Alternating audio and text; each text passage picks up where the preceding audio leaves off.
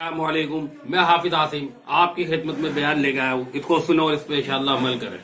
पहला वाकया हजरत सहल बिन साद सादी रदी अल्लाह ताला अन्हु इसके रावी हैं और 1234 नंबर हदीस पाक है बुखारी की।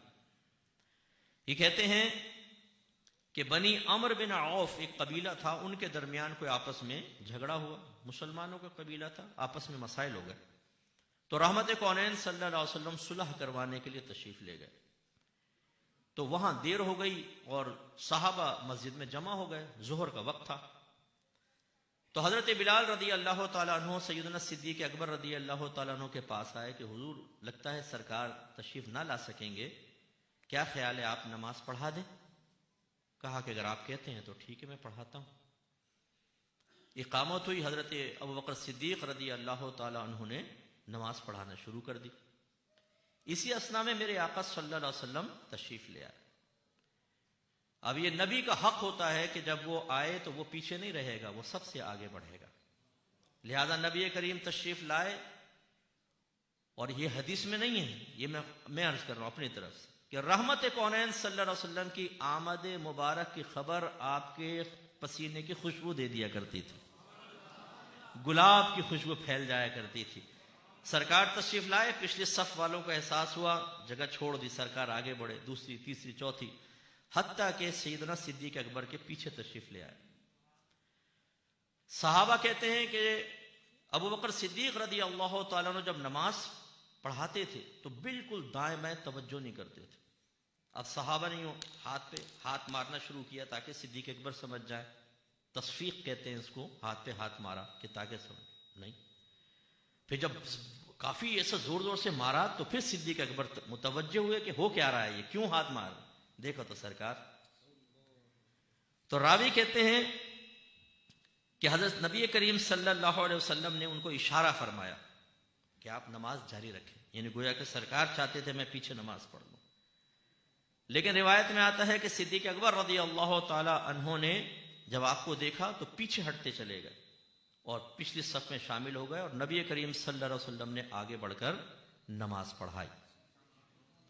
जब नमाज से फारिग हो गए तो रहमत कौनैन सल्लल्लाहु अलैहि वसल्लम ने इरशाद फरमाया कि या अबा बकर मा मनअका अन तुसल्ली लिन्नास हीना अशारतु अलैक, ए अबू बकर, जब मैंने तुम्हें इशारा कर दिया था तो किस चीज ने तुम्हें लोगों की इमामत करने से रोका? अर्ज की मा काना यंबगी लि अबनी अबी कुहाफा अन युसल्लिया बैना यदै रसूलिल्लाह सल्लल्लाहु अलैहि वसल्लम, या रसूलल्लाह, अबू कुहाफा के बेटे के लिए मुनासिब नहीं था कि वो सरकार के सामने खड़े होकर नमाज पढ़ाए। मैं आपसे सवाल करता हूं बच्चों, जरा गौर से सुनिएगा और मुझे जवाब देना होगा। ये बताइए, सिद्दीक अकबर का पीछे हटना नबी करीम की तौहीन थी या ताजीम थी? ये नबी करीम के लिए एक अमली कोशिश थी या सिर्फ जहन के अंदर कोई तस्वुर लाना था? अमली कोशिश थी ना। इसका मतलब यह हुआ कि अगर कोई हालत नमाज में हो, नबी करीम सल्लल्लाहु अलैहि वसल्लम की ताजीम बजा लाते हुए अमली कोशिश करे तो उसकी नमाज नाकिस नहीं होती, कामिल होती है।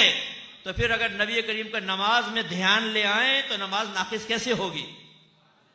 और अगर इसके बारे में यह लिखा जाए कि नमाज में नबी का ख्याल लाना अपने गधे और बैल के ख्याल में डूब जाने से बदतर है, तो बताइए ऐसा आदमी काबिल गिरफ्त होगा कि नहीं होगा? और जब वजह पूछी जाए तो जवाब यह दिया जाए कि हमने तो इसलिए कहा कि अगर नमाज में नबी का ख्याल आएगा तो ताजीम के साथ आएगा, और नमाज में तो अल्लाह की ताजीम चाहिए, तो फिर अल्लाह की ताजीम से नबी करीम की ताजीम की तरफ ध्यान जाएगा या दोनों की तरफ जाएगा और शिर्क मुतहक्कक होगा। इसलिए तो हम सवाल करते हैं, ये बताइए कि सिद्दीक अकबर रज़ी अल्लाह ताला अन्हु पर शिर्क का फतवा क्यों न लगा कि उन्होंने तो अमली तौर पर नबी करीम को आगे किया और खुद पीछे हो गए। सिद्दीक अकबर का तर्ज अमल हमारे लिए रोल मॉडल है और नबी करीम सल्लल्लाहु अलैहि वसल्लम को उस पर ऑब्जेक्शन ना करना यह साबित करता है कि सिद्दीक अकबर का नमाज में नबी की ताजीम बचा लाना ऐन नबी करीम की मर्जी के मुताबिक था। और नबी करीम वही करते हैं जो अल्लाह वही फरमाता है। इसका मतलब है नमाज में नबी की ताजीम बचा लाना और नबी की ताजीम करना, ताजीम नबी का ख्याल लाना, یہ خود اللہ تبارک و تعالیٰ کی مشیت اور مرضی کے مطابق ہے. اس لیے بعض یہ کہیں گے نہیں جی دیکھو نماز میں نبی کا خیال نہ لاؤ. کیوں نہ لائے جبکہ اللہ نے واجب کر دیا ہے کہ نبی کا خیال لاؤ. آپ التحیات پڑھتے ہیں, کیا کہتے ہیں؟ السلام علیکہ ایھا النبی. کس کا خیال آتا ہے؟ نبی کا یا اپنے والد صاحب کا؟ نبی کا. توہین کے ساتھ آتا ہے, تحقیر کے ساتھ آتا ہے؟ توہین اور تعظیم کے ساتھ آتا ہے. اگر نبی کریم کا خیال لانا نماز میں تعظیم باری تعالی کی راہ میں رکاوٹ ہوتا تو پھر ہم آپ سے سوال کرتے ہیں, یہ بتائیے کہ کیوں اللہ نے نماز میں التحیات میں نبی کا ذکر کر کے پھر ان کا تصور ذہن میں تعظیماً لا کر اپنی نماز کو مکمل کرنا واجب کیوں قرار دیا؟ کس وجہ سے؟ اس لیے غلط قسم کا خیال ہے کہ یہ نماز میں نبی کریم کا خیال نہ لاؤ. نماز میں نبی کا خیال آئے گا تو یاد رکھیں نماز تو اور کامل ہوگی. اللہ کی طرف توجہ, نبی کی طرف توجہ, نبی کی طرف توجہ, اللہ کی طرف توجہ ہے. یعنی مراد یہ نہیں ہے کہ معاذ اللہ ثم معاذ اللہ کے نبی کو خدا ہیں. نو, مراد یہ ہے کہ اگر نبی کریم کی طرف توجہ ہوگی تو اس کو غیر اللہ کی طرف توجہ کرنا نہیں کہیں گے, یعنی اس کو دنیا کی طرف متوجہ ہونا نہیں کہیں گے.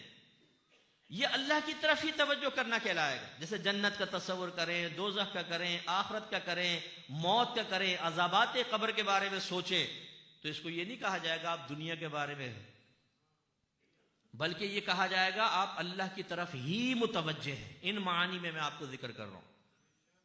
دیکھیں نا نبی کریم صلی اللہ علیہ وسلم نے فرمایا تم اس طرح نماز ادا کرو گویا کہ تم اللہ تعالیٰ کو دیکھ رہے ہو, اور اگر تم اللہ کو نہیں دیکھتے تو وہ تو تمہیں دیکھ ہی رہا ہے. اب اس طرح نماز پڑھو جیسے تم اللہ کو دیکھ رہے ہو. اللہ تعالیٰ کو ہم کیسے دیکھ سکتے ہیں, ہے کہ نہیں؟ لیکن یہ تصور لانے کی کوشش کرو گویا کہ جیسے تم دیکھ رہے ہو. اگر نہیں دیکھتے تو اللہ تو تمہیں دیکھ رہا ہے, یہ تصور لے کر آؤ. اس کا مطلب ہے اصل کیا ہے؟ ایسی چیز کا تصور کہ اللہ تبارک و تعالیٰ کی طرف ہماری توجہ رہے. تو صدیق اکبر رضی اللہ تعالیٰ عنہ نے قیامت تک کے مسلمانوں کو ایک درس دیا کہ نماز میں نبی کے خیال لانے سے نماز ناقص نہیں ہوتی, بلکہ تعظیماً عمل اختیار کرنا کہ پیچھے ہٹ کے نبی کریم صلی اللہ علیہ وسلم کو مصلی دے دینا, ایک عملی تعظیم بجا لانا, اس سے بھی نماز ناقص نہیں ہوتی بلکہ کامل و اکمل ہو جاتی ہے. اور پھر نبی کریم کا خاموش ہونا, اس پہ اعتراض نہ کرنا, یہ اس کو اور تائید اور توثیق بخش رہا ہے. اچھا ذرا غور کیجئے, میں آپ سے کویسچن کرتا ہوں, بتائیں صدیق اکبر پیچھے کیوں ہٹے تھے؟ بولیے.